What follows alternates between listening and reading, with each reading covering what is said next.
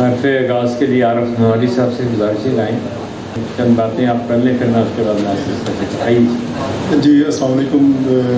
میں انتہائی مشکور ہوں ضیاء نقشبندی صاحب کا کہ انہوں نے یہ سیمینار کا اس کا انتظام کیا، اور یہ بڑے ہی میرے خیال میں پاکستان میں یہ پہلی اکیڈمی ہے جو لوگ ہم یہ سوچتے تھے کہ بیوروکریسی میں ایک خاص طبقہ جو ہے نا وہ حکمرانی کرتا ہے اور ایک خاص جو خاندان ہے وہ یہاں پہ اس میں آتے ہیں اور ان کا قبضہ ہے. لیکن یہ جو تصور ہے یہ انہوں نے اس کو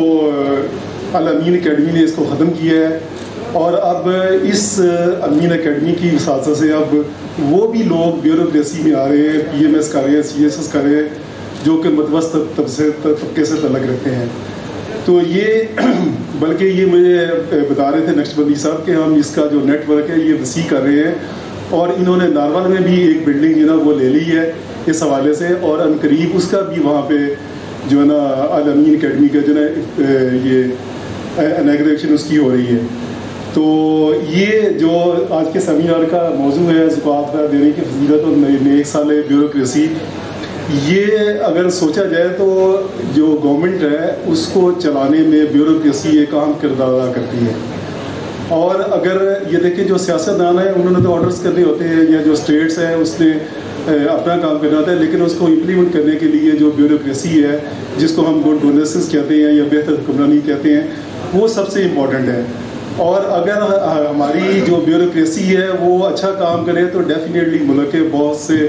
جو شعبے ہیں ان کی ورکنگ اچھی ہو جاتی ہے، اور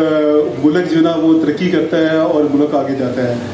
لیکن ہماری بدقسمتی ہے کہ پاکستان میں جو بیوروکریسی ہے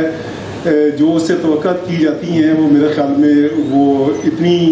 پوری نہیں ہوتی. اور یہ جو سال بیوروکریسی کا تصور ہے یہی ہے میرے خیال میں کہ بہتر حکمرانی جو گڈ گورننس ہے اس کو بہتر کیا جائے. اور ڈیفینیٹلی جب ایک بچہ جو ہے وہ سی ایس ایس کرتا ہے یا پی ایم ایس کرتا ہے تو وہ اس کا ذہن بالکل پاکیزہ ہوتا ہے، لیکن جب وہ معاشرے میں جا کے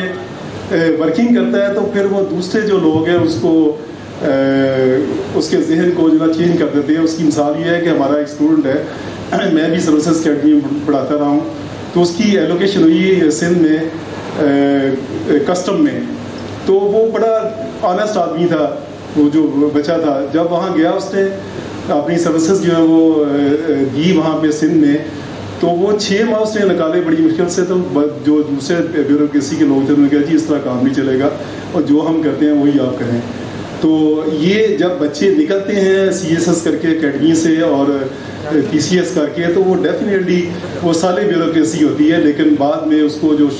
معاشرہ ہے وہ اس کو ایک طرف لے جاتا ہے.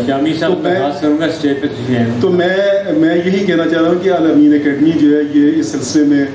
بہت فروٹفل ہے، اور یہ کافی حد تک جو ہے ان کے منصوبے جو ہے کامیاب ہیں. Thank you very much.